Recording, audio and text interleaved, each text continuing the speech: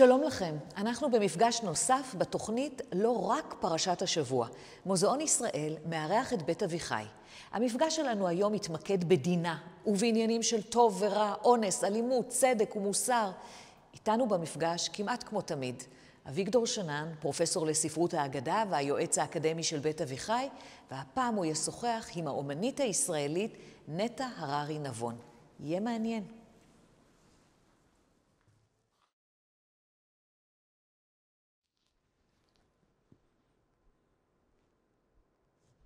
שלום, בוקר טוב. אנחנו בפרשת וישלח, והפעם באופן בלתי רגיל, בהשוואה לכל הפעמים הקודמות שהתארחתי כאן במוזיאון ופגשתי יוצרים ואוצרות, יש לי חוויה מיוחדת שאני רוצה לשתף אתכם בה, וזה לפגוש אומנית למען האמת, ולדבר על היצירה שלה שנמצאת כאן מאחורינו. זה דבר שונה לחלוטין מכל מה שעשינו עד עכשיו, כי עם עוצר אתה מדבר על יצירה. פה אתה מדבר עם אומנית על היצירה ועליה גם יחד. הלוואי ויכולתי שדיברנו על פיקאסו לפגוש אותו, או על דגה לפגוש אותו, או על מי שפיסל פסלים ביוון העתיקה. פה אני אנצל את זה, נטע הררי נבון. אני אנצל את זה בחלק הראשון של הפגישה, כדי קצת לטעות על קנקנך כיוצרת, ולראות איך זה משתלב בהבנה של היצירה המופלאה הזאת. מדהימה. זו מילה שאני לא משתמש בה הרבה, מי שמכיר אותי יודע. להוציא ממני את המילה מדהים צריך לעבוד קשה. פשוט יצירה מדהימה, ואני רוצה לדבר גם עליה לאחר מכן. אז תחילה ברשותך קצת על נטע הררי נבון. אני יכולתי לקבל עבודת MA על מה שלמדתי כשקראתי עלייך בכל מקום שיכולתי. יש לי דוקטורט אחד, עבודת MA, וישאל כמה וכמה שאלות וכמה עניינים. אם אני חושף יותר מדי, תעצרי אותי. אני לא רוצה שאנחנו נפלוש לתחומים שהם לא ראויים. אנחנו לא הכנו את זה מראש בצורה מדויקת. בכל זאת, אני רוצה להבין את, כמו שאמרתי, את ה-MA שלי בנטע הררי נבון. אז ההתחלה היא כמובן בתל אביב. ההתחלה היא ביהוד. יהוד, כמעט, סליחה, יהוד. בת בכורה? בת בכורה. להורים מורכבים. כן. בת בכורה ל4 אחים, עוד 2 אחיות ואח. אמא, זכרה לברכה, היא לא בין החיים עוד, נולדה בפולין לזוג ניצולי שואה. אבא שהיה באושוויץ, והייתה לו אישה וילדה לפני שהוא פגש את... סיפור כואב, כן. את סבתא שושנה. ולאבא שנולד בתל אביב, אבל בן למשפחה שהגיעה בשנות ה-40 מתימן, והם נפגשו ביהוד, בית מול בית, כילדים. אני מדלג על הילדות, אבל אני עובר למעשה שהתחלת, באיזה גיל את מציירת למעשה? כל יכול לזכור לך. צריך להבדיל, אני כילדה ציירתי וניגנתי ועשיתי המון דברים ואהבתי המון דברים, אבל ההיקשרות של החיים שלי לציור, אם אני מנסה ככה בדיעבד לראות, קרתה בטל מיילין. טל מיילין, ספר לאומנויות, כן, ספר לאומנויות, כן. וממנו אני מבין ההמשך היה לבצלאל? למדתי בבצלאל שנה. בסיום השנה הראשונה, כאילו עזבתי עזבתי בסערה. אסור היה לצייר באותם שנים, ואני באתי עם מטענים מאוד חזקים וקשים לציור. הציור היה כמו אוויר לנשימה עבורי ועבור אותם סיפורים, ואסור היה לצייר. היה צריך לעשות אינסטליישן, ומי שצייר לא התייחסו אליו, או שהתייחסו כאילו שזה באיזושהי נחיתות. ובסיום השנה הראשונה עברתי ללמוד עיצוב תפאורות לתיאטרון באוניברסיטת תל אביב. מהר מאוד הבנתי שאני לא מעוניינת להיות מעצבת. אבל סיימת תואר ראשון, סיימתי, זהו, כבר לא...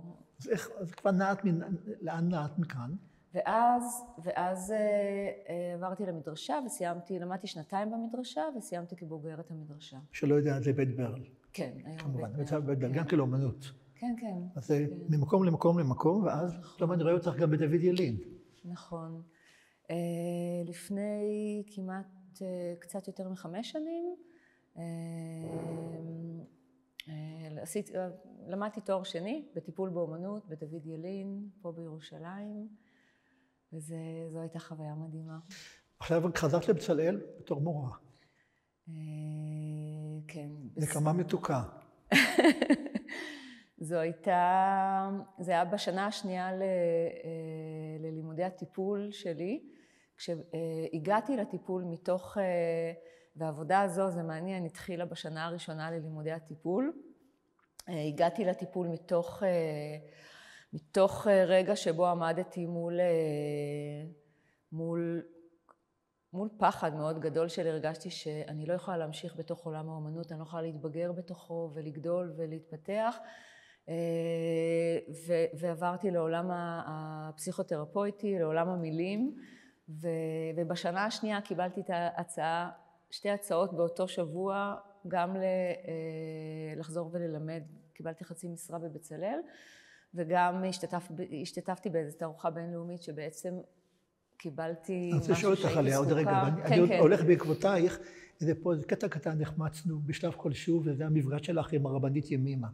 אוקיי. שהופתעתי לראות אותו באיזשהו מקום ברזומה שלך. הוא תרם תרומה כלשהי לעיצוב האישיות שלך? וואו. ימימה היא חלק מאוד משמעותי בהתפתחות שלי ובגדילה שלי. החלק הכי ממשי זה בהפיכה שלי לאימא. אני חושבת אתם לשתי בנות. אני אימא לשתי בנות, כן, נשואה לדוב. דוב זה דוב נבון, מי שעדיין לא עמד על הקשר למילה נבון. כן. כן. ולמדתי אצל ימימה כשהיא חייתה 3 שנים, ואז היא נפטרה ולא חזרתי ללימודים. ושם בעצם הוכשרה הקרקע להפיכה שלי לאם, ממש ככה. עברת חיים מאוד מורכבים וארוכים בדברים האלה. אז בקצרה עוד דבר אחר, של תערוכות יחיד, היו כמה, נכון? כן. גם בחוץ לארץ? בחוץ לארץ היו כמה התנסויות, כן. מה את מזכירה שם? זו תערוכה שהייתה בלונדון, שאת תמיד חושבת שהיא אחת מהפסגות של העבודה שלך? כל החוויה הייתה מין פסגה,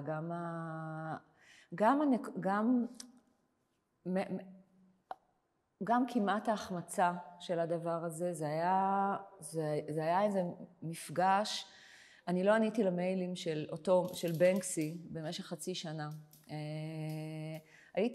הייתי במצב מאוד סגור מול העולם, הייתי בתוך המשפחה שלי, בניתי בעצם משהו מאוד ביני לבין עצמי, בניתי את היסודות, והעולם היה, מישהו כתב לי באיזה כתובת ארוכה באנגלית, והיה לי וירוס באותה תקופה במחשב, והייתי בטוחה שיש פה סכנה, ולא עניתי במשך חצי שנה, וממש במקרה עניתי, ותוך שבוע, והבנתי מול מה אני עומד, תוך שבוע הוצאו העבודות לאנגליה, ואני הוטסתי לפתיחה, וחוויתי חוויה שחלמתי עליה, שאפילו לא העזתי לומר שחלמתי אותה.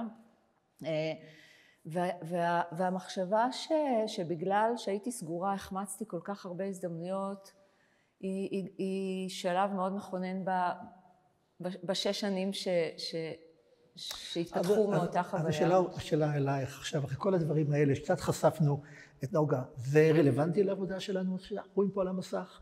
או כל זה דבר שתל לחלוטין, ועבודה לחוד, ואת עם כל הסיפור של בצלאל וימימה והטיפול וחזרה, האם זה רלוונטי להבנת היצירה הזאת ותולדותיה? אין ספק, בטח. לכן ברור לך למה זה מאוד חשוב לי לחשוף את הנדע שבאת מאחורי היצירה עצמה. אבל את יודעת, יש בעיה מאוד גדולה, וקצת רמזתי לך בשיחה המקדימה.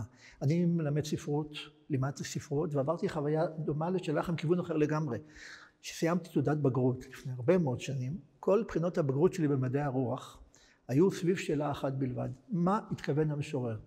שאלה ידועה, קראנו את ביאליק, קראנו את צ'רניחובסקי, קראנו את ספר תהילים, וידענו מה התכוון דוד במזמור זה וזה, מה התכוון ביאליק בבריכה, ומה התכוון צ'רניחובסקי בנוכח פסל אפולו. איך ידעתי מה הם התכוונו? המורה אמרה לי מה הם התכוונו, ואני בבחינת הבגרות אמרתי מה שהמורה אמרה לי. איך המורה ידעה? היו ספרים שכולם קראו, של דובשני. זה כבר לא קיים היום, והמורה קראה את דובשני, ומדובשני המורה אמרה לי, ואני בבגרות, ובאתי לאוניברסיטה. המפגש שלי עם האקדמיה היה טראומטי, כי בשיעור הראשון, פרופסור שקד, זכרו לברכה, אמר לי, מה אכפת לי, מה התכוון המשורר? המשורר מת, כך הוא אמר. המשורר כבר מת, עכשיו יש לנו יצירה מול עינינו, בואו נראה מה אומרת היצירה. בואו נדבר על היצירה הזאת, בלי לשאול בכלל מי היוצרת. מבחינתו, אפשר היה לדבר על שיר, בלי לדעת אם זה תרגום מסינית של משוררת סינית עתיקה, או זה שיר מודרני שנכתב עכשיו ותורגם משפה אחרת. ניתן לטקסט לדבר, זה לא הצליח. גם לטקסט לא ניתן לדבר, ובסוף מה שקרה אחר כך, בואו נשאל כל אחד והקוראים, מה אתה מוצא בשיר. זה מה שקרה. מכוונת המחבר לכוונת היצירה, עברנו לכוונת הצופה. אנחנו נוכל לדבר על היצירה הזאת שלך, אולי נראה משהו שונה לחלוטין ממה שאת רואה כאן. אבל בכל מקרה, השאלה של אומן שמפרש את יצירתו היא מאוד מאוד, מאוד מאוד מעניינת ומרתקת. אני מסכימה עם המנחה, פרופסור שלך, גם עבורי כיוצרת, השלב שבו אני צריכה לתת הסבר, הוא שלב אחר לגמרי מהשלב שבו הדבר הזה נוצר. וכל מפגש מאלץ אותי, כי זה לא בטבעיות, בטבעיות שלי זה להמשיך ליצירה הבאה, מאלץ אותי להתבונן ולשאול את עצמי את אותן שאלות. קורה לי שאני כותב משהו, אחרי שנים אני חוזר למה שכתבתי, ומסתכל, אני כתבתי את זה? למה התכוונתי, מה רציתי? זו אותה תופעה של יצירה. העניין של הקרבה והזרות, מה שיוצא ממך. את יודעת, עגנון לא הרשה, אף פעם עגנון לא הסביר את עצמו באף מקום, ולא אני זוכר עוד נקודה אחת לחלוק איתך, למדנו שיר של יהודה עמיחי, ובתקופה שיהודה עמיחי היה בין החיים, והסתובב באוניברסיטה, ופעם היה ויכוח סוער בכיתה, למה התכוון יהודה עמיחי כשהוא אמר, שכחתי כבר מה היה המשפט. והוא נקרא לו, הוא היה בחוץ. נכנס יהודה עמיחי, ואמר למה הוא התכוון. אז אמר לו, המורה, סליחה, לא הבנת את השיר שלך. כי זה שאתה התכוונת, זה לא אומר שזה בא גם לידי ביטוי. אז זה היה מאוד מאוד מרתק. אז בסך הכל קצת שמענו עלייך, לא מספיק, אבל זה ודאי יבוא לידי ביטוי שנדבר על היצירה. אולי נאמר משהו על היצירה או על העבודה, רק מצד הטכני, גודל, החומרים, מה את יכולה לומר לנו? מדובר ב-18 פלטות עץ, מצוירות בצבעי שמן. כל פלטה גודלה 110 על 90 סנטימטר, סך הכל 330 על 540. זו עבודה שהייתה בשלבים. רמז לזה. ושמו אותה פה במעבר בין שתי קומות ליד מדרגות, זה לא נראה לך קצת פוגע? ממש לא. להפך, יש משהו במעבר שיש בו בעצם 3 נקודות מבט שונות, שמאפשר לראות את נקודות המבט השונות בתוך הציור, וגם בשבילי זה מימוש, ממש לא פחות, של משהו, של איזושהי הכרה ושייכות מאוד מאוד עמוקה ועתיקת ימין מבחינתי, של להשתייך לתוך הרצף הזה. בקומה התחתונה פה יש את האומנות הקלאסית, את כל אומני רמברנדט וטיציאן שהיו אהובי נעוריי, ולהיות בדרך אל הקומה המודרנית ולאומנות המופשטת שעכשיו מוצגת, אבל בכלל אני מרגישה... חוץ מזה, שעולים במדרגות, ואתה רואה את התמונה מתגלה לאט לאט, וחוויה גם כן גדולה מאוד ומעניינת. ככה, הבחירה היא בהחלט טובה. זו יצירה מוזמנת, נכון? כן. בסופו של דבר? כן. רב אברמסון, דוקטור אברמסון, שהוא אמיתי. מנדלסון. החלפתי בין יוצר ליוצר, כן. אמיתי מנדלסון, הוא שהזמין את היצירה, שראה את כולה, שהוא בחר. לא. אמיתי הגיע אליי לסטודיו לפני 3 שנים, כש3 שורות היו מונחות אחת על גבי השנייה בסטודיו, זה המקסימום שגובה הסטודיו מאפשר. השורה השלישית, הרביעית, החמישית, בעצם המרכז הריאליסטי יותר, והוא חשב על הקיר הזה, והוא שאל אם אני יכולה לנסות להמשיך, כן. ומאז קרו כל מיני דברים שאולי נדבר עליהם בהמשך, וכן, עד שהגיעה לכאן, ובעצם רק כשהגיעה הנה, ראיתי אותה בשלמותה. זהו, זו הייתה שאלתי, לא ציירת על סולם גבוה שעלית וירדת או משהו מעין זה. לא, הגובה, בסוף ציירתי על הרצפה, פרסתי ועליתי על סולם, אבל זה לא באמת מאפשר משהו. והיצירה נעשתה לאורך 7 שנים? 6 שנים? כן, קצת יותר מ5 שנים. במהלכם סיפור בצלאל ודוד ילין נשתלב מיד, שנחזור ליצירה עצמה. כן, יפה. כן. אוקיי, אז ברשותך עכשיו משהו לפרשה, כי אנחנו גם עוסקים בפרשת השבוע, ולא רק בפרשת נטע, ולא בפרשת היצירה יום דין, שנדבר גם על השם שלה. פרשת וישלח היא פרשה קשה, לעיכול. יש הרבה מאוד נושאים שאפשר להגדיר שהם נושאים שיש בהם יסוד של אלימות. זה בהחלט מרתק בהשוואה לאפשרויות של פרשנות של היצירה שלך. זה מתחיל קודם כל במפגש בין יעקב לבין איזה אדם דמוני, איזה שד, איזה משחית, איזה מלאך שפוגש בו בדרך לארץ ומנסה להרוג אותו. זה ממשיך במפגש מפחיד אפשרי בין יעקב לבין אחיו עשיו, פחד גדול שלא מתממש.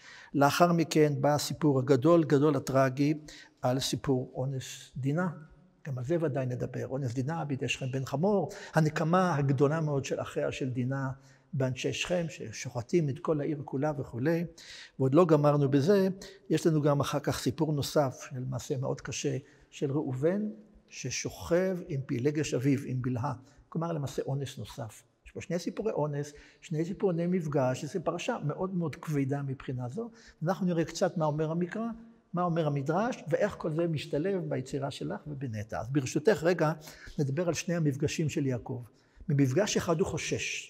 הוא פוחד פחד גדול. הוא 22 שנה לא בארץ, השאיר את עשיו בארץ לטפל בהורים הזקנים. הוא יושב לו שם בחוץ לארץ בחרן, נושא לו נשים, עושה כסף, הוא פוחד מה יעשה לו עשיו כשהוא יחזור ארצה.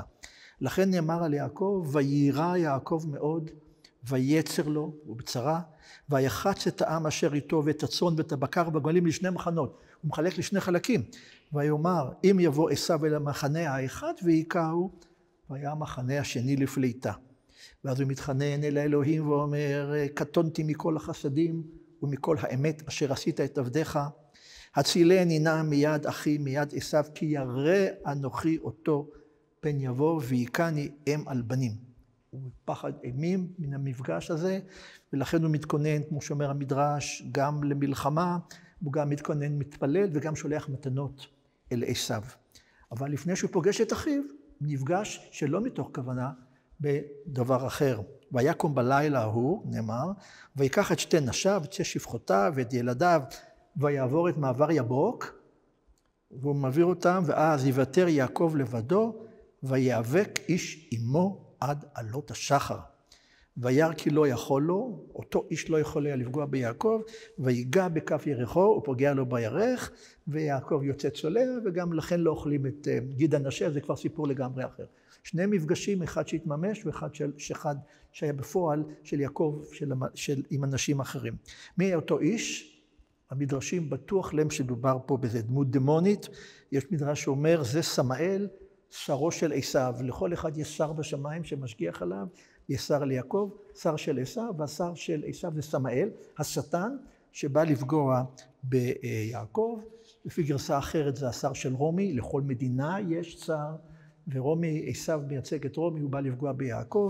בכל מקרה מדובר פה במאבק בין אדם לבין דמות אלוהית. דרך אגב, מעניין, נזכור את זה להמשך, שנאמר שם ויאבק איש עמו. אז המדרש אומר שהרבה מאוד אבק עלה בזמן המלחמה הזאת, ואם נראה פה תכף בוץ, אולי זה ירשה לנו להתקשר מאבק לבוץ וכו' וכו'.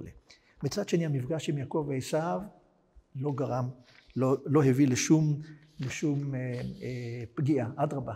ההפתעה הגדולה שלנו היא שכאשר יעקב רואה את עשיו, ועשיו בא לקראתו, מסופר עלינו במפורש משתחווה 7 פעמים, משתחווה לפני עשיו, בהתרפסות מאוד גדולה, מתוך פחד היום, ובמקום זאת, וירוץ עשיו לקראתו, ויחבקהו, ויפול על צווארו, וישקהו ויבכו.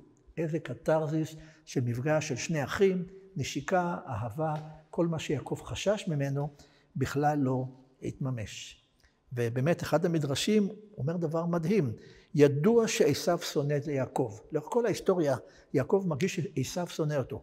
בין אם עשיו זה רומי, או עשיו זה ביזנץ, או עשיו זה גרמניה, לא חושב, תמיד יש איזה עשיו, ידוע שעשיו שונא את יעקב. אלא פה נהפכו רחמיו באותה שעה, ונשקו בכל בכל ליבו. לפתע איזה מין מטמורפוזה בדמויות. חכם אחר לא מקבל את זה. הוא לא מוכן להסכים שעשיו יתנהג. כן, כבר סימנת את המדרש הידוע, כיוון שהמילים וישקהו בתורה מסומנים עם נקודות מעליהם, ו' י' ש' ק' יש נקודות, והנקודות האלה הן בעייתיות תמיד בטקסט המקרא, אז אומר רבי ינאי הוא לא רצה לנשק אותו, הוא בא לנשוך אותו. אבל מה שקרה באותו רגע, צווארו של יעקב הפך לשיש, וכאשר עשיו נוגס בשיש הזה, שיניו כהות, ולכן נאמר וישקהו, למרות שהתכוון לנשוך אותו. אבל בכל מקרה, זה פחד שלא יתממש, חשש שלא יתממש, שמזכיר לי מה שאמרת לפני רגע, על כך שבעצם נטשת את העבודה, וחזרת אליה. אולי נתחיל מכאן עוד פעם. מה ההיסטוריה של העבודה הזאת, מתחילתה? קצת בדומה למהלך הראשוני, למהלך של הסיפור פה של יעקב, עמדתי מול פחד, פשוט עמדתי. ברגע שהכרתי בפחד שאני לא אצליח להגשים את החלום שלי, וזה היה פחד מאוד מאוד גדול, לא להצליח, החלטתי לזוז הצידה, לא להיות ציירת. ההגדרה של להיות ציירת הייתה ההגדרה שלי בעולם, היא הייתה השריון, הגלימה, דרכה בכלל, העזתי לצאת החוצה, ולהשיל את זה היה מתוך פחד גדול, מתוך הכרה בפחד הגדול, מתוך תחושה של כישלון, לא מתוך תחושה נעימה, אבל ההסכמה לשחרר פחד היא רגע מאוד קשה, אבל הוא גם רגע בעצם שאתה מתחיל להצמיח משהו בצד הפחד. וזה מה שעשיתי במשך 4 שנים בדוד ילין. ולא ציירת בשנים האלה? ציירתי. אז את זה ציירתי בשנה הראשונה במסגרת אחד הקורסים. למדתי והשארתי לעצמי את הסטודיו, לשמחתי התאפשר לי כלכלית להשאיר את הסטודיו, ובימי שישי הייתי הולכת ומציירת. אבל היה שם משהו, זו הייתה זירה אחרת, זו לא הייתה זירה שיפוטית, זו לא הייתה זירה של ליצור משהו, זו לא היה הזירה שבאתי ממנה, זו הייתה כאילו אותו עולם, אבל לגלות אותו ממקום אחר, ממקום משוחרר יותר, ממקום משחקי, ממקום של גילוי, ממקום של נטול פחד, אפילו נטול מבט חיצוני, מה יגידו עליי, מה אני אהיה, וזה היה מקום מאוד מאוד מבריא, הוא הצמיח פשוט איזשהו משהו שיכל אחר כך לחזור ולהתמודד עם הם כבר לא היו פחדים, פשוט לגלות שזה כבר לא משהו מאיים, הדבר שפעם איים. ואז השלמת יצירה. ואז המיטה הגיעה, ואז בסיום הלימודים החלטתי שאני לא רוצה להיות מטפלת, כלומר שהייתי רוצה, אבל שאני לא יכולה גם להיות יוצרת וגם מטפלת, שאלה 2 תחומים שדורשים התמסרות מוחלטת. ואני מאמינה שיצירה דורשת התמסרות, כל יצירה, והחלטתי לחזור לסטודיו, אבל חזרתי, הייתי אדם אחר לגמרי, בעיקר מול הפחדים ומול הציור. הייתי צריכה לכונן הסכמים חדשים ביני לבין הציור. זה בא לידי ביטוי בשינוי האופי שלו, בשינוי הטכניקה? כן. לא המשכתי את הציור. 3 שורות הראשונות שהיו בסיום הלימודים, נשארו, ואני פניתי כבר למשהו אחר. הם 3 התחתונות, לא הבנתי. שורה שלישית, רביעית וחמישית, המרכז המעגל בעצם. בה רואים יותר את דמויות, את הריאליסטיות, את הפעולות שלהם. יש טיפוסים, יש סיפורי חיים, יש מאבקים בין דמויות, יש אנשים שמפחדים, יש המון תנועות ידיים, מגעים, מבעי גוף, כאילו. לכל דמות יש לה את הסיפור שלה. ובעצם הדימוי הזה שנלקח מתוך מסיבות בוץ, שבהן אנשים הולכים ומבקשים לשחק, מבקשים מגע חם אחד עם השני, לא בארץ, בעולם, היה המקום שהתחלתי בו את לימודי הטיפול, המקום שרציתי לצאת לעולם, רציתי לצאת, לפגוש סיפורים, לפגוש אנשים, לצאת מהסטודיו ומהלבדות הזו, שאז הייתה מאוד מאוד ריקה, הרגישה לי מאוד ריקה, ורציתי לפגוש באנשים, וכשסיימתי את לימודי הטיפול הייתי כבר במקום אחר, לא עניין אותי לגעת באנשים. דרך הציור אני נוגעת במשהו. משהו דרך החוץ, דרך הדימוי, אני נוגעת במשהו בפנים, והמקום הזה הוא כבר לא היה קיים, הייתי במקום אחר. וכשהעמיתה הגיעה וביקש ממני להגדיל את העבודה, באמת התחלתי, אמרתי ברור מה, זה מאוד קל, עושים הגדלה, מגדילים,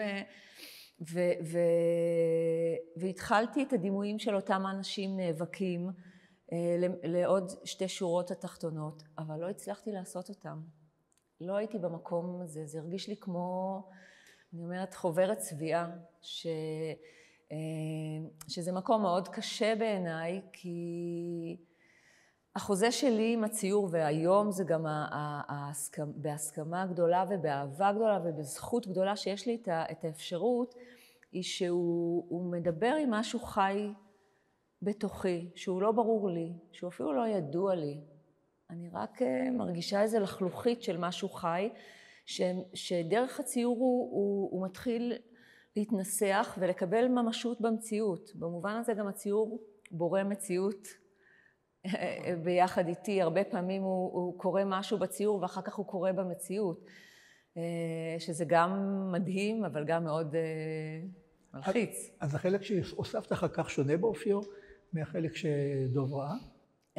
בשלב הראשון עשיתי את האוטומט, ואפשר לראות בחלק מהשורה התחתונה את אותן דמויות שהמשכתי, וזה לא הצליח, ופניתי הצידה. גם פה שוב, אמנם לא הצידה מהסטודיו, לא הלכתי לארץ זרה, כבר הייתי באותה ארץ, ויצרתי סדרה של עבודות אחרת, שבה התגלתה לי בתוך אותה נקודה, אני מציירת על עץ, מאז ימי המדרשה, בשמן על עץ, ופתאום התגלה לי עוד חדר, עוד חלל, עוד עולם, בתוך אותו מדיום, בתוך אותו מקום, ורואים את זה בשורה התחתונה בעצם, ובמעבר פנימה, בעצם הטכניקה של קילופי הגרונט, שאולי אני מציירת על עץ, אני מזמינה מנגר עץ, ואז עץ כלשהו זה עץ מיוחד של בור. היום העצים כולם מיוצרים בסין, שהם מאוד בעייתיים, הם מאוד לא איכותיים, ויש עץ בירג' מסוים שהוא יחסית איכותי, העובי שלו הוא בהתאם למשקל שאני יכולה לשאת, כן, והמסגרות, ויש מסגור מאחורנית כדי שהעץ לא יזוז, עץ זה דבר חי, והוא זז, הוא נושם, ויש מסגרת חיצונית בחיבור של צפים, זה חיבור בלי מסמרים כדי שלא תהיה חלודה, באיזה מחשבה על הנצח, שאם זה ישרוד. ועל השכבה, על העץ, אני משייפת אותו ומורחת שכבת יסוד על בסיס מים, על בסיס אקרילי, שהוא הג'סו והגרונט, כדי שהשמן לא יחלחל לתוך הסיבים של העץ. זה שכבת היסוד. וכשהייתי שוב מתוסכלת והרגשתי שוב שאני לא, משהו פה לא, אני לא אצליח להתממש. ואני לא אצליח לעמוד במשימה. פניתי הצידה והתחלתי לצייר ציור שלא אהבתי וכיסיתי אותו, כלומר היה את העץ, את שכבת הג'סו, עליו היה ציור שלא רציתי וכיסיתי אותו שוב בגרונט, שוב במים. תחשוב, מים, שמן, וכששייפתי על מנת להחליק את הג'סו, היו חלקים שלא נדבקו, של שכבת ג'סו שלא נדבקה לשמן. כמו קילוף כזה. והתחילו להיווצר קילופים. ואז גיליתי מטמון, והתחלתי בעצם לצייר ציורים, לחסות אותם, ולהתחיל לחשוף דברים כשלא ידעתי מה נחשף. ממש ציירתי ציור שלם, כיסיתי, חשפתי קרעים, שייפתי, מצאתי טינר מיוחד שמצליח לדקק את שכבת הג'סו, וכששייפתי את שכבה השלישית בעצם של הג'סו, חלקים מהג'סו לא נדבקו לציור שמתחת, והתחילו להיווצר קלפים. כן, קצת הרגשתי שאני התחלתי לשחק בתוך הסטודיו, לא סתם עלתה המילה קלפים. התחלתי לקלף חלקים, וציור מלמטה התחיל לצוץ, התחילו להיווצר כל מיני מובלעות כאלה, ודמויות צצו, פנים, מעל שכבה שהוסתרה, ואז ציירתי שוב, ושוב כיסיתי, ובעצם נוצרה מתוך הכיסוי והגילוי, נוצרה לי שכבה חדשה, אחרת, שיש בה תנועה מלמטה למעלה, מהפנים אל החוץ, משהו שבחוויה שלי, הפנימית, כמעט האטומה לעולם, אני לא אשתמש במילה אוטיסטית, אבל היא באמת אטומה לעולם, ביני לבין היצירה, הרגישה לי כמו דיקוק של אור, שכאילו היה אור שהוא היה מאוד נוקשה, ופתאום משהו כמו איזה ממברנה שמאפשרת כניסה ויציאה יותר חופשית של מבעד לשכבות. ואז חזרתי לציור הזה והבנתי איך אני הולכת לסיים אותו, ובאמת ברגע שהתחלתי עם השכבות וקילוף השכבות, הם הכניסו תנועה גם בדרמה האנושית וגם בריאליזם, תנועה נוספת שמאוד אהבתי. כאילו תלת-ממדי עכשיו בעצם, לא? אורך וגם בין השכבות, כן. כמעט תלת-ממדי. ממש. תכף נחזור עוד ליצירה, יש עוד הרבה מאוד שאלות, גם על השם שלה וגם מה רואים פה בעצם, ומי אותם האנשים, אבל עוד רגע, נעסוק רגע, התחילה בעוד סיפור אחר, שאולי גם הוא יכול להקרין על ההבנה שלך של היצירה, זה הסיפור של מה שקרה לדינה כאשר היא נפלה בידיו של שכם בן חמור. וזה הסיפור של בראשית פרק ל"ד, שכולו מוקדש לאירוע הקשה הזה. הוא קשה קודם כל כי שנערה נאנסת זה דבר איום ונורא. לא יודע בעולם הקדום, היום בוודאי זה דבר שאנחנו נחרדים ממנו, אולי קיבלו בתנ"ך את זה בצורה יותר פשוטה, לא יודע, לא אדבר על המקרא. התגובה של אחי דינה היא קשה ביותר. כל העיר כולה, כל הגברים של העיר נרצחים, אנשים נלקחות שלל, ודינה נלקחת בכוח חזרה אל משפחתה. וכך מספרת לנו התורה בפרשה הזו. ותצא דינה בת לאה, אשר ילדה ליעקב, לראות בבנות הארץ. סקרנות, היא רוצה לראות את הנשים המקומיות. וירא אותה שכם בן חמור, החיבי, נשיא הארץ, ויקח אותה, וישכב אותה, ויעניה. כלומר, המילה ויעניה מוסיפה פה יסוד של בוטות וגסות. זה לא היה שכיבה מתוך איזה מין אהבה, אלא ממש מתוך אונס. ותדבק נפשו בדינה בת יעקב, ויאהב את הנערה, וידבר על לב הנערה, בסופו של דבר, אחרי דיון שלם, בעורמה גדולה, אחרי דינה, משכנעים את כל אנשי שכם למול, בתוך הבטחה שאם הם ימולו, אז יחיו איתם בקשרים מסחריים, כלכליים ומשפחתיים, ואחד ביום השלישי, כאשר כל אנשי שכם שוכבים בכאבים מן המילה, ויהי ביום השלישי, בהיותם כואבים, ויקחו שני בני יעקב, שמעון ולוי, אחי דינה, מלאה, איש חרבו, ויבואו על העיר בטח, ויהרגו כל זכר, ואת שכם ואת אביו, ואת כל ממש נקמה, ענישה קולקטיבית, במושגים שלנו היום, והם מושכים חזרה את דינה הביתה, ויעקב זועם עליהם. הוא אומר להם, אחרתם אותי, להבאישני ביושב הארץ, בכנעני בפריזי, ואני מתי מספר, מעט אנשים, ונאספו עליי והיכוני, ונשמדתי אני וביתי. והתשובה המפורסמת שלהם, החזונה יעשו את אחותינו, וכמובן, בזה נגמר סיפור בשאלה הרטורית של האחים, שבאו לנקום את תקמת אחותם שלהם. איך התייחס לסיפור הזה? אם בחיוב או בשלילה, מעניין שיעקב עצמו התייחס בשלילה. כי בסוף ספר בראשית, כאשר יעקב מברך את בניו, שהוא מגיע לשמעון ולוי, הוא אומר עליהם שהם כלי חמאס, נלחמים בכלי חמאס, והוא לא רוצה להיות קשור אליהם, בסודם אל תבוא נפשי, בקהלם אל תחת כבודי, ארור אפם כי אז, הוא מקלל את כעסם, ומעניש אותם. אכלכם ביעקב, ואפיצם בישראל. שבט לוי אין לו נחלה, הוא מתחלק בין כל השבטים, שבט שמעון מהר מאוד נבלע בתוך שבט יהודה. במקרא יעקב מקבל את הדברים באופן קשה.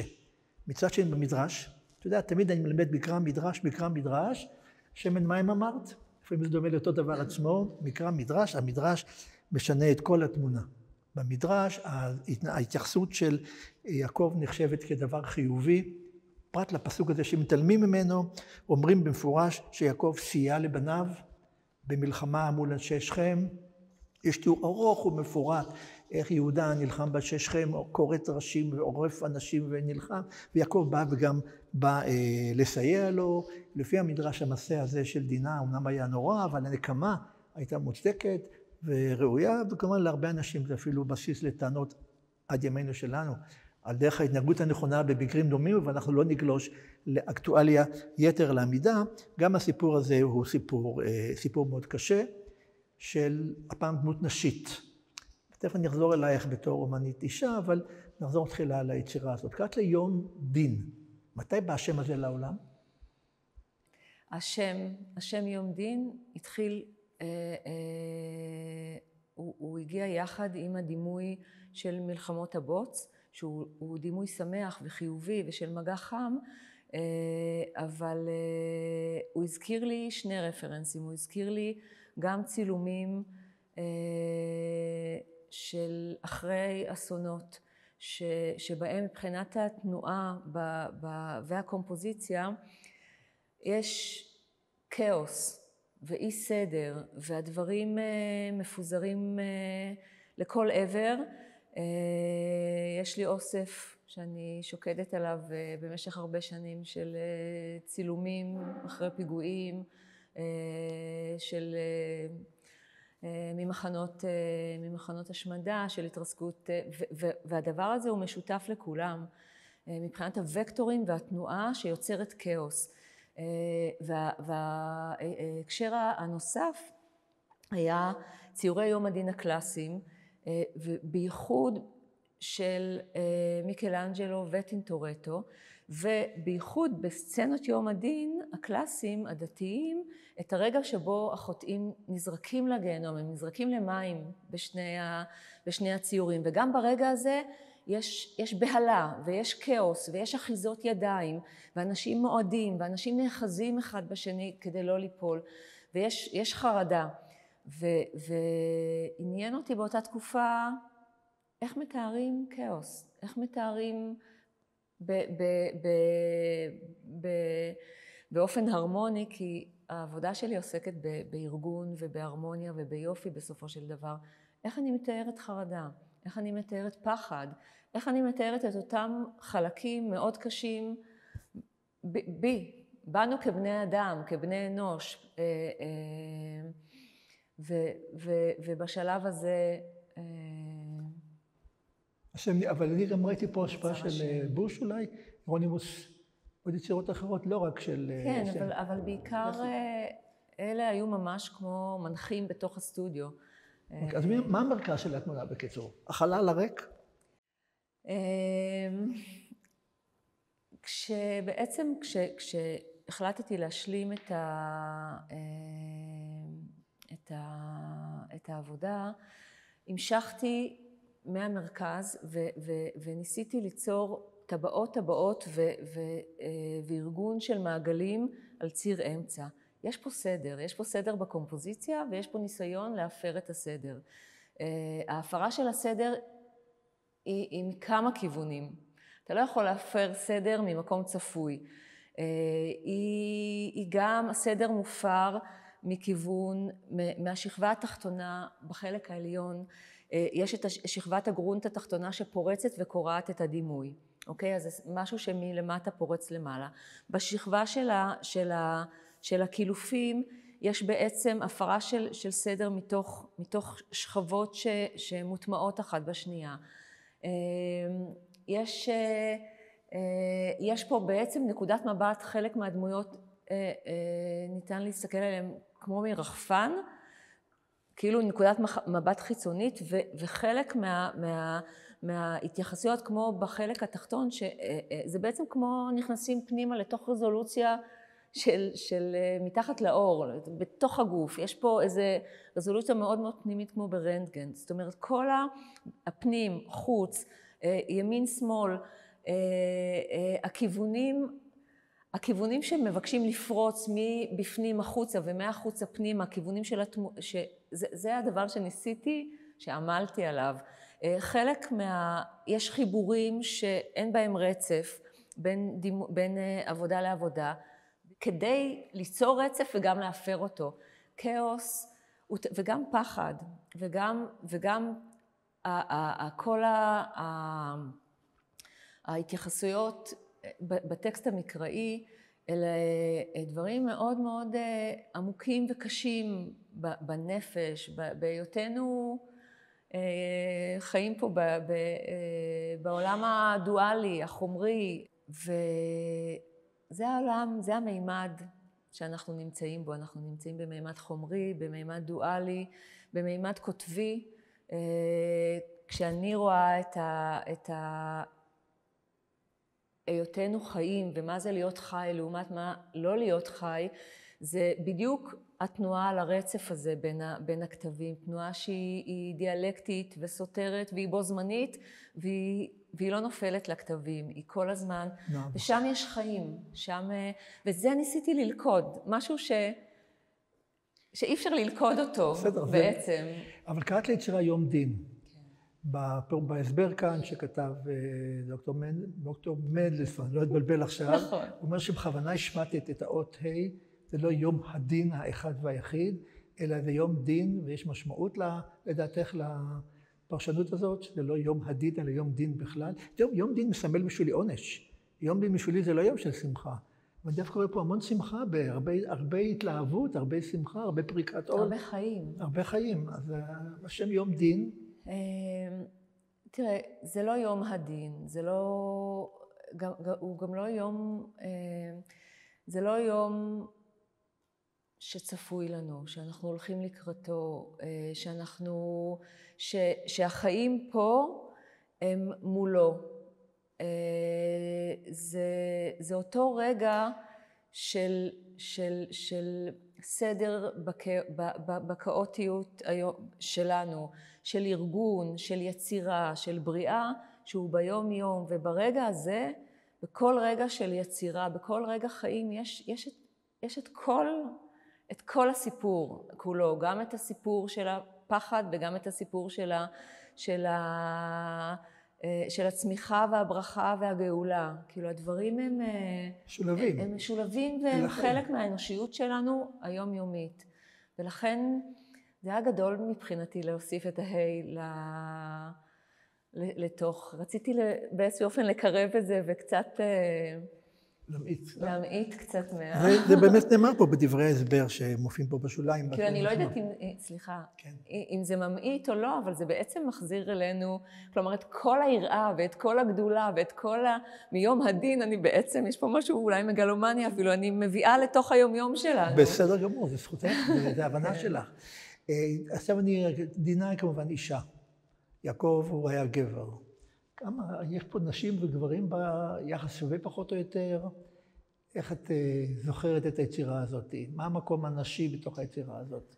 היצירה הזו היא נשית כי אישה, כי אני יצרתי אותה, ואני מאוד מחוברת לנשיות שלי ושל ההיסטוריה הנשית, למאבקים הנשיים, לעצמאות אגב, פמיניסטית?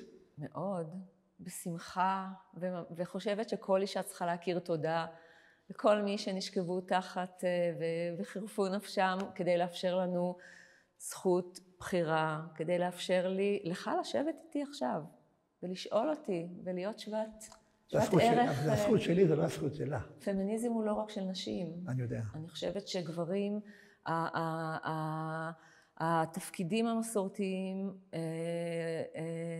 הטילו עליהם המון מגבלות וסגרו אותם בתוך מקומות שאני חושבת שכולם מרוויחים מזה. אז ראיתי שהתחמקת מן השאלה אם את פמיניסטית מזרחית דווקא, בשל מוצא אביך. יש משהו בדבר הזה? היית מגדירה את עצמך כפמיניסטית עם ניחוח מזרחי דווקא? או שזה לא הדבר הקובע כאן? אני חקרתי במשך הרבה שנים את האחריות הזו להיקרא מזרחית. כל נושא דגל יש לו אחריות. אני לא יכולה לקחת על עצמי את האחריות הזו, כי אני יכולה לומר שאני, שוב, מי שעושה, זה נושא מאוד מורכב.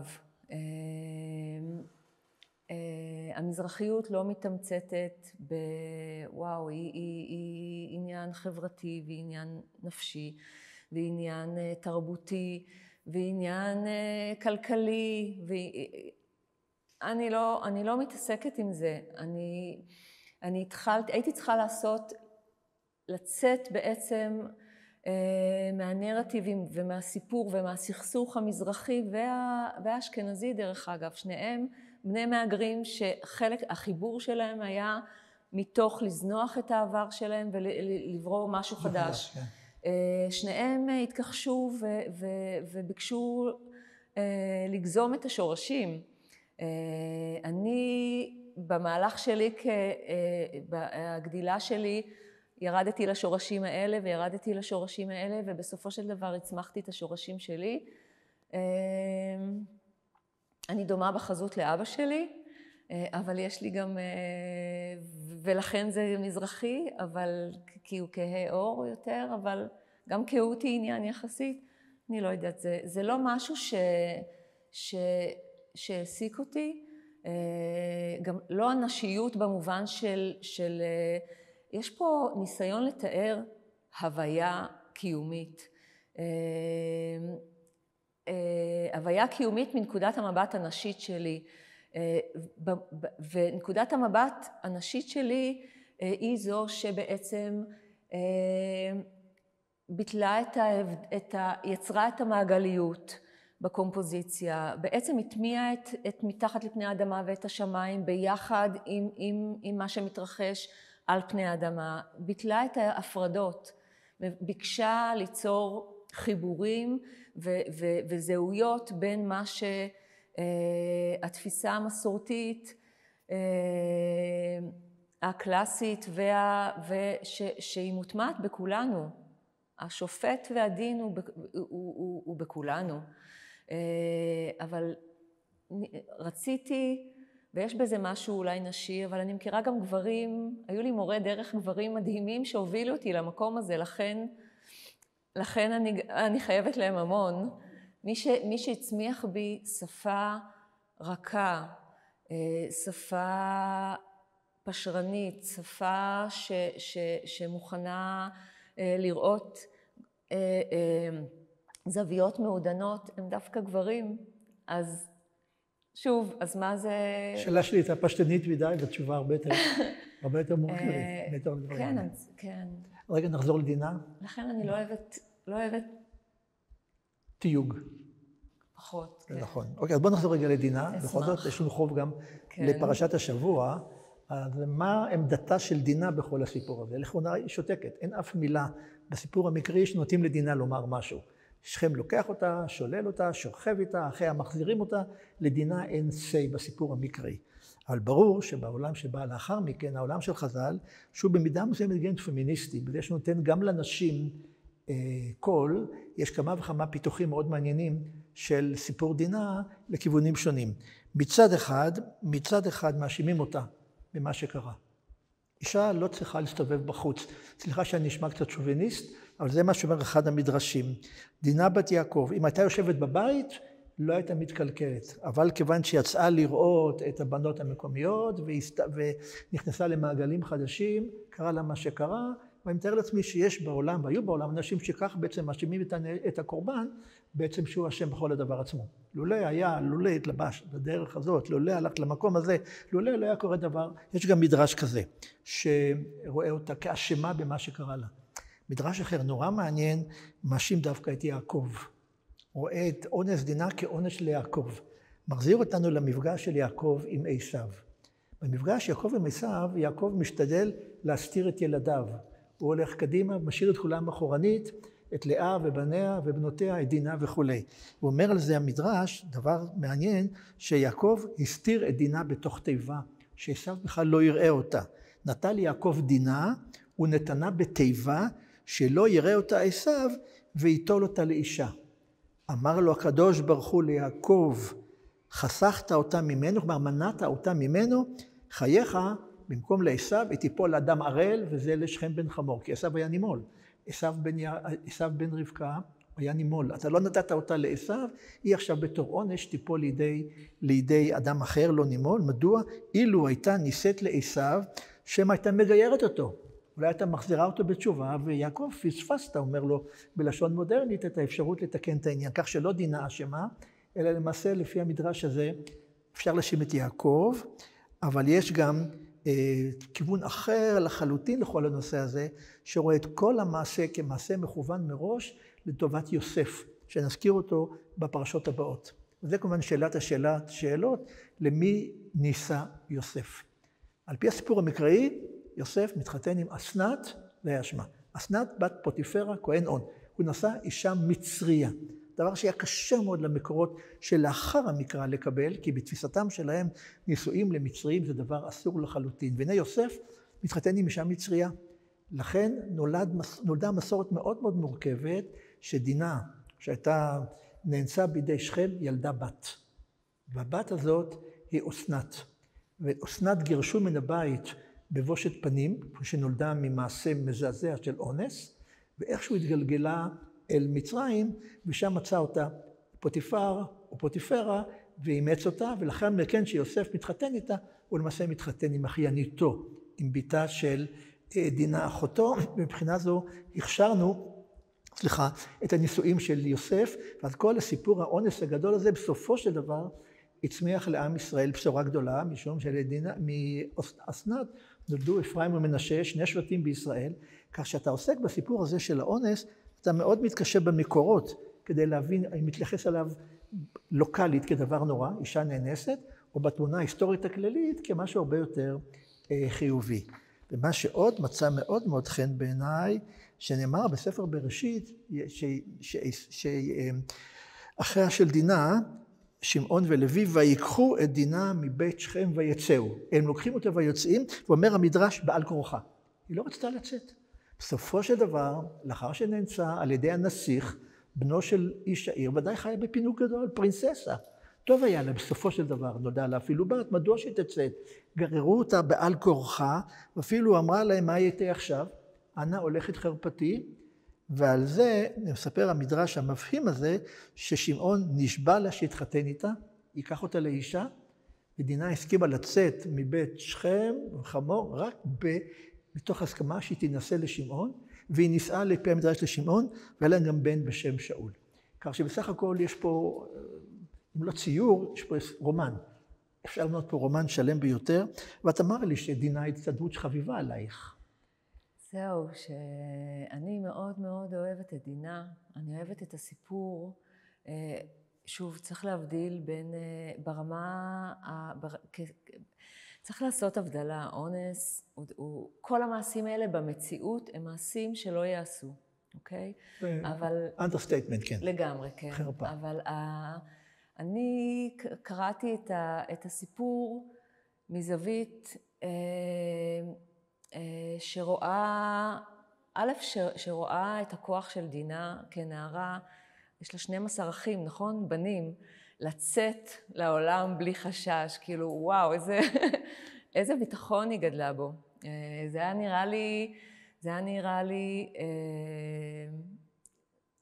נראה לי משהו מעורר בכלל על הבית שהיא גדלה בו, ועל הסקרנות.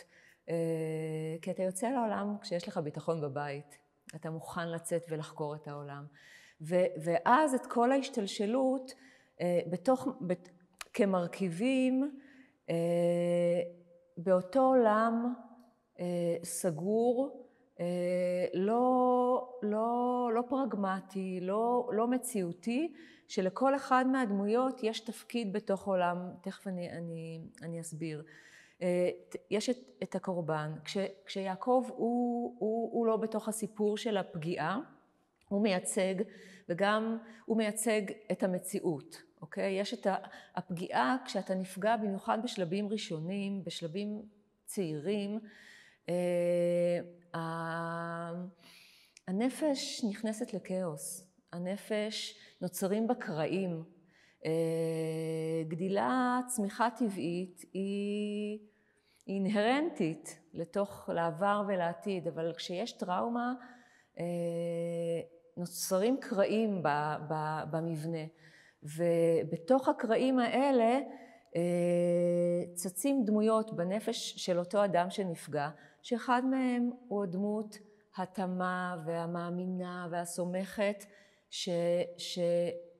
שפתאום בלי שהיא בכלל משום מקום נחטפת ומתחזרים אליה, וקורא לה את הדבר הכי גרוע שיכול לקרות בעולם, הנגדי לתום. ומצד שני יש את השווה, את בן מושל שכם, שלוקח, שמתאהב, שחומד, שלוקח לעצמו בכוח כי הוא יכול. ויש את האחים, שאני כמו המדרשים, מתוך אותו עולם, עונים באותו יחס לפגיעה. הם דורשים, כמו שהייתה פגיעה, יש דמויות שמבקשות לנקום בתוך המארג הנפשי של אדם שנפגע, בתוך אותם הקרעים, והאחים האלה הביולוגיים שלה עשו את מה שהם היו צריכים לעשות במערך הזה של מי שנפגע, וזה שהיא נשארה שם זה מאוד מתאים לדמות, למארג נפשי שעשו לו משהו שהוא לא יוכל לשאת, כי הוא הרבה פעמים או מאשים את עצמו, או מזדהה. כלומר, כל הקולות האלה אני מכניסה פנימה לתוך הדמויות. הקולות שהאשימו את דינה, דינה האשימה את עצמה. הקולות שהאשימו שהיא לא רצתה ללכת, כי אתה מזדהה עם הדמות שהייתה, אתה קטן, היא הייתה קטנה וצעירה, ומישהו גדול, מושל שכם, בא ואמר לה, זו המציאות העכשווית.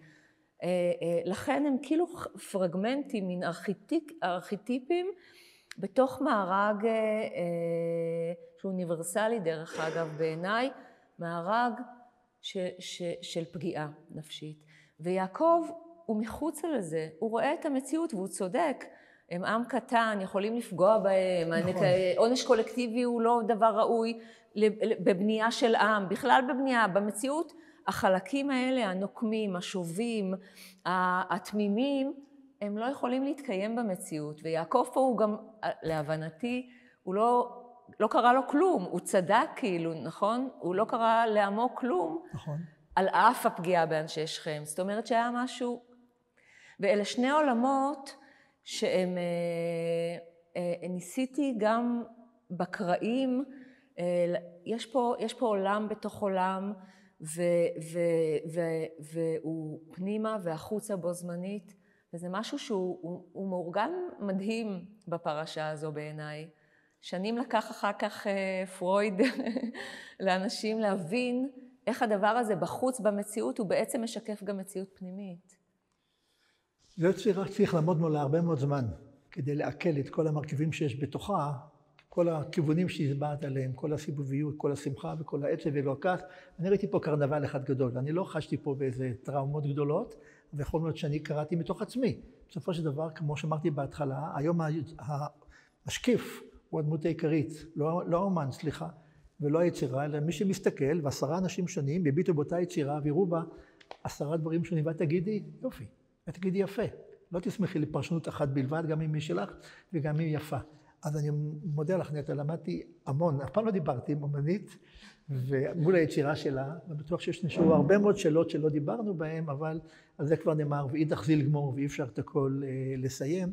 אני רוצה להודות לך, גם על הפרשנות האופטימית הזו, כי היא קיימת פה, היא קיימת לגמרי, היא עוד רובד, כי אחרת אם אין אמונה בדבר, אז אין אפשרות לא ליצור ולא לשמוח ולהתקיים. ואני מאמין שיש דין, למרות שאנחנו לא רואים אותו במקרה הספציפי הזה. מכל מקום, שוב, הזמן עומד נגדנו באוכרינו, אפשר לומר הרבה יותר, וכל הממשיך הרי זה משובח, אבל תודה רבה.